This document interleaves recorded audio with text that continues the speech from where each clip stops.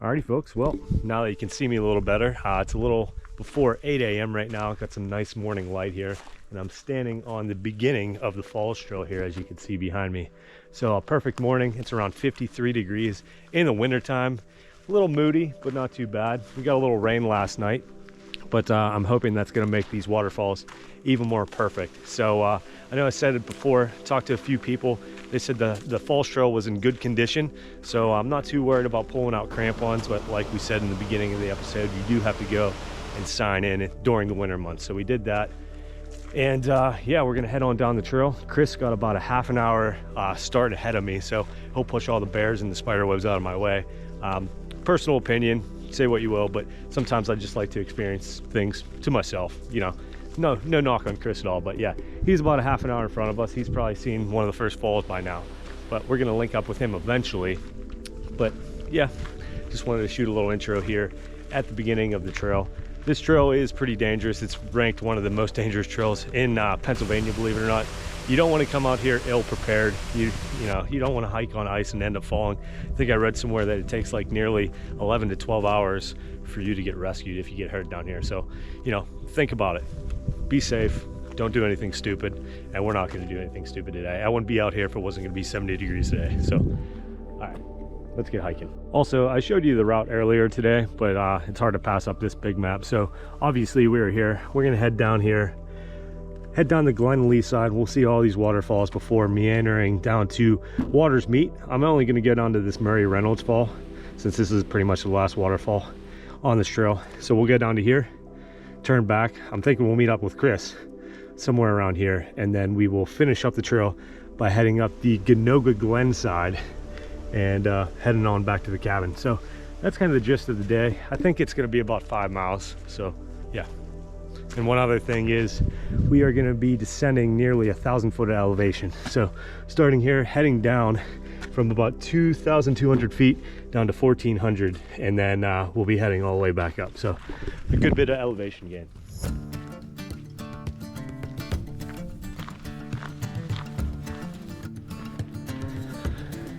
I just cannot tell you how excited I am about this hike. Like, I've been reading about this trail for years, and finally gonna be able to do it. So thanks for coming along with me. Hopefully you guys are all enjoying these videos. We're gonna be seeing 21 waterfalls today. 21, that's pretty remarkable. So yeah, if you can't tell I'm excited, yeah, let's go.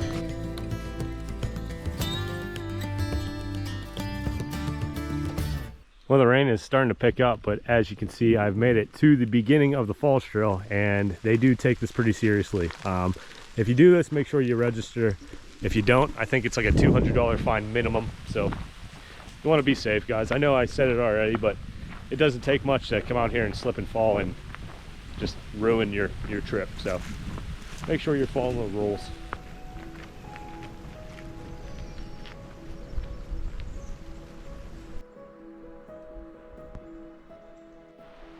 All right, well, as you can see, we have made it to the first of 3 glens today. So we're going to be seeing Glen Leigh, Ricketts Glen, as well as Gnoga Glen today.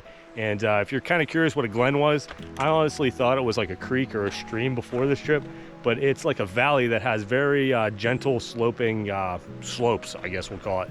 So if you never knew what a glen was, I believe it's a Scottish name. So a little insight for you. But yeah, we've made it to Glen Leigh, so let's get going.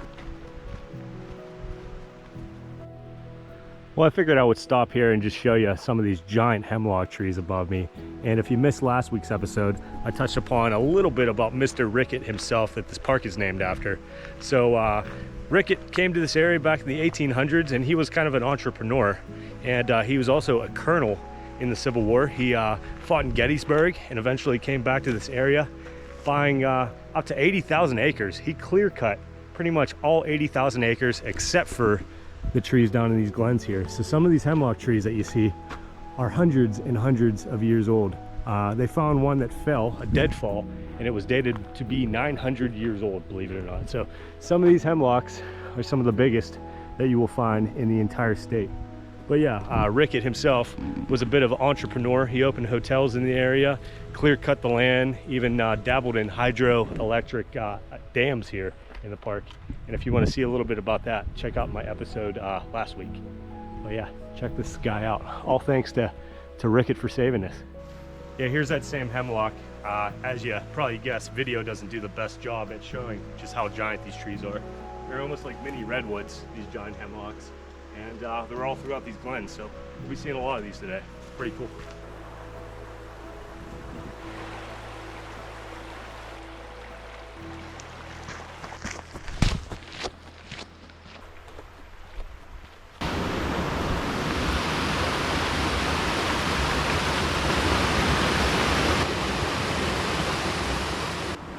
All right, well, enough about hemlocks and trees. We have made it to yet another little trail junction here, but made it to my first kind of real waterfall of the day.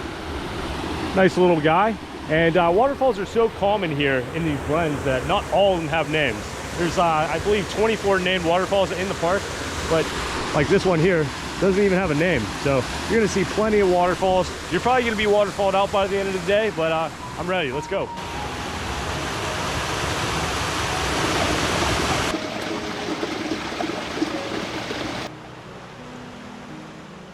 Well, they definitely were not lying whenever folks say that this is one of the best Pennsylvania state parks. Just everything, cascade after waterfall, these giant hemlocks that have been here, standing in this forest for hundreds of years. And I haven't even made it to the first named waterfall yet. And not even to mention the smells and everything else that you experience while hiking through these forests, these old ancient forests here. Another nice little waterfall. These are common. You see these every 10 feet. It's just mind blowing. Like I said, I haven't even seen the first named falls yet. Yeah, they actually wanted to make this park a national park back in the 1930s. And I guess they had some issues with budget cuts and World War II kind of mess up as well. But yeah, I don't know why they wouldn't think maybe again in the modern times to make this a national park, because it is just absolutely gorgeous here. And it looks like we're gonna be coming up on our first named falls here in just a second.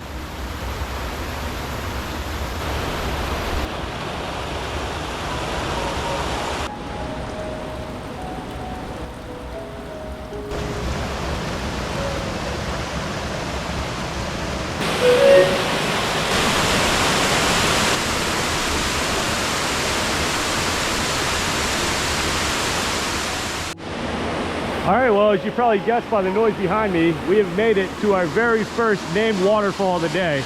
This is Onondaga Falls, about 15 foot tall. And to be honest, I'm not going to talk to you about each and every waterfall that we've seen here today, or this video is going to be 2 or 3 hours. So what you need to know is each waterfall here is either named after an Indian tribe or part of Ricketts family or friends. So obviously this is named after the Onondaga Indians. So nice start to our named waterfall section. And one other little tidbit that you should keep in mind as we hike this trail, it took Rickett and I believe 6 other men about 4 years to build all these trails and stairways through this area. Obviously, you know, trails and stairs have been modified over the years, but it took him and 6 of his friends and colleagues nearly 6 years to build this trail system. So think about that.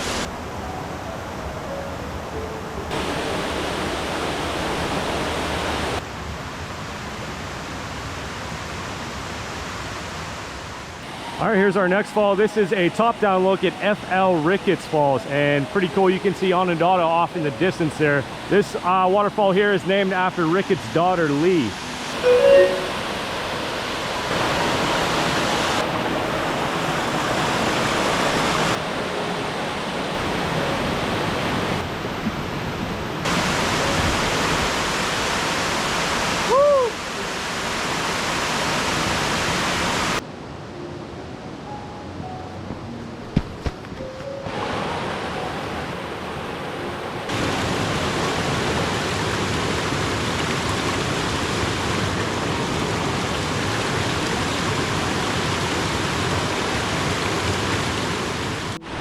Check this section of trail out. Waterfall, and then we go straight down these steps here. You can see why this trail's so dangerous. Woo!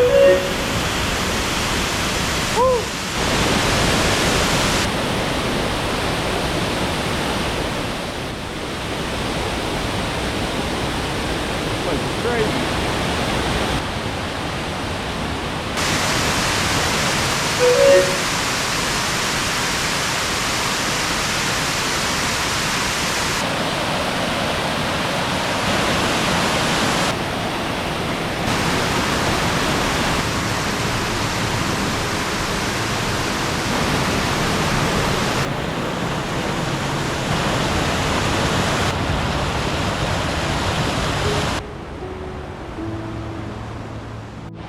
Well, this is definitely one of those trails that you need to turn around every once in a while and look back where you came from. If I didn't do that, I would have never seen this view. Check that out. Just amazing. While I was standing here, I actually seen a little rock slide come down the hill. So on days like this where it's rainy and ice is starting to melt, that's one of your biggest issues hiking through a little canyon or glen like this. Kind of got to keep your head on a swivel because imagine one of these big boulders coming down on you. So yeah, I got to keep that in mind as well today.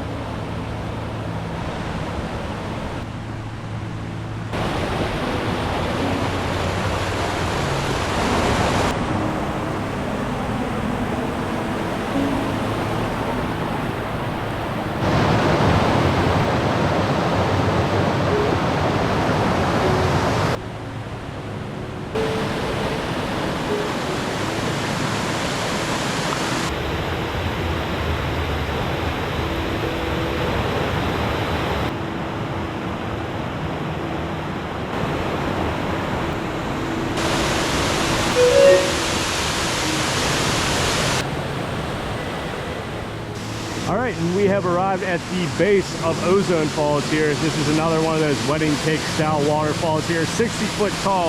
And from what I have learned, this waterfall was actually named after the Ozone Hiking Club that hiked around this area, I guess, back in the 1800s and 1900s. So shout out to the Ozone Hiking Club.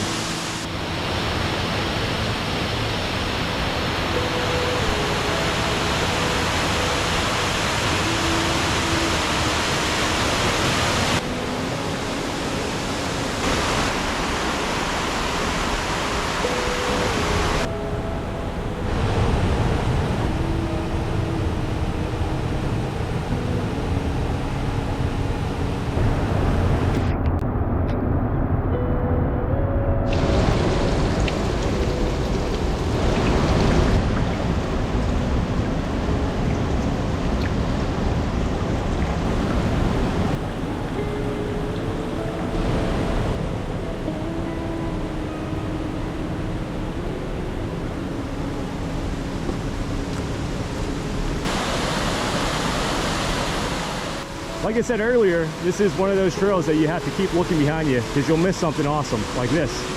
Check that out.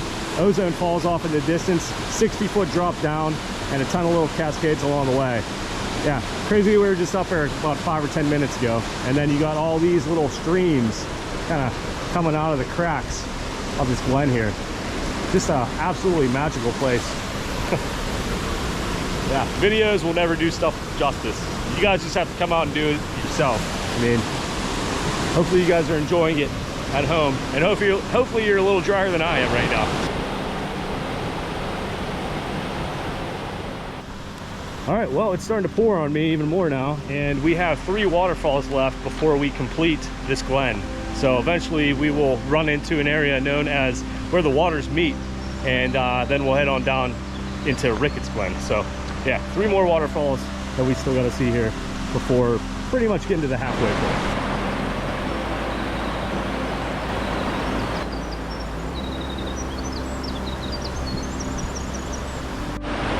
All right, well, there are some big nasty clouds moving my way, so I think I'm gonna throw on the rain jacket. Just in time. Yeah, I wasn't joking. That storm pretty much came out of nowhere. I saw it coming right through the valley, some dark clouds. Hopefully it blows over soon. Woo!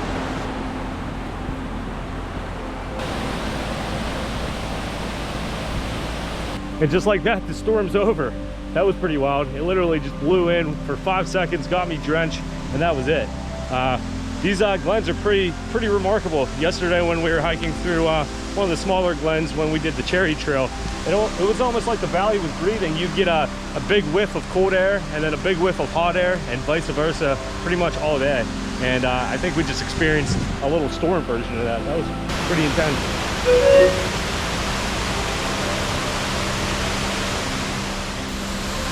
All right, well, the rain got pretty nasty once again. I did manage to find a nice little cave here. So I'm dry. I think I'm gonna take a little break, eat a little lunch. Hopefully Chris is all right out there. Hopefully he found a nice little cave to hide into. But yeah, a cave with a view. Off to my left, RB Ricketts waterfall. I believe this one's around 36 feet tall, if I remember right. And it looks like this is a little seasonal waterfall that if you're here in the summer months, you might not see. But I'll step out in the rain and give you a better view. So RB Rickett, this is obviously named after Rickett himself, the Civil War hero. So yeah, I'm gonna hang out here, eat a little lunch, and keep going down the trail. It's pretty nasty out here.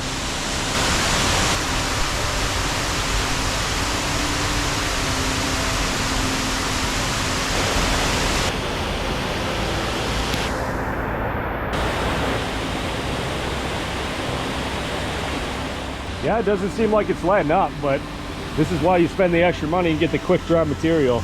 I was soaked before. I'm pretty much bone dry right now, so I might look like a garbage bag, but hey, at least I'm dry. A few minutes later. All right, well, I didn't come here to hang out underneath a rock or a boulder all day. I mean, I have rainproof clothes, so I think we're just gonna wing and go for it. It's still coming down pretty good, but hey, should make for a memorable day, I guess, so let's keep going.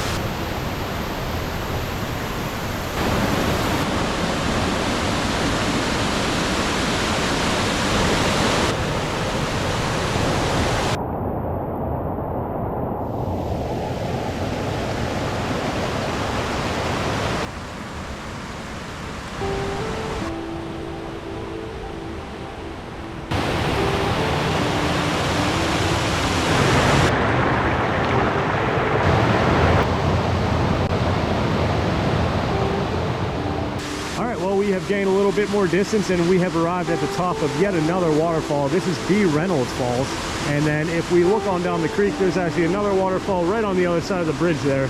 And if you look way off in the distance, there's a sign and kind of another creek that's meandering its way through the glen there. That's actually where the waters meet, and I think we're gonna link up with Chris down there if I wasn't too slow. So we'll check out the remaining 2 waterfalls here in Lee Glen,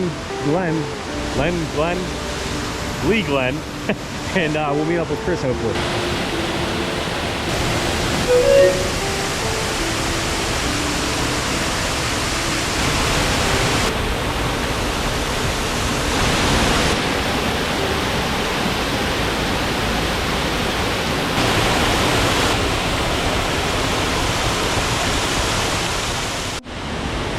You've probably heard it in other YouTubers' videos and documentaries and stuff, but the falls are literally deafening here. Like, you're gonna be deaf for the next couple days just because of how loud these things are. I just ran into another gentleman on the trail, my first person that I've seen other than the ranger, and he said he's never seen the falls flowing like this before.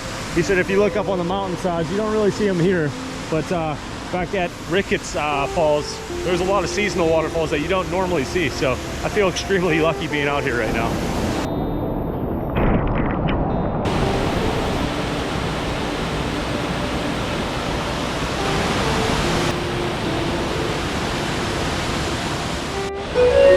And just a stone's throw away from B. Reynolds Falls, this is Wyandotte Falls, and that signifies the last waterfall that we're gonna see in the Leigh Glen, or Glen Leigh.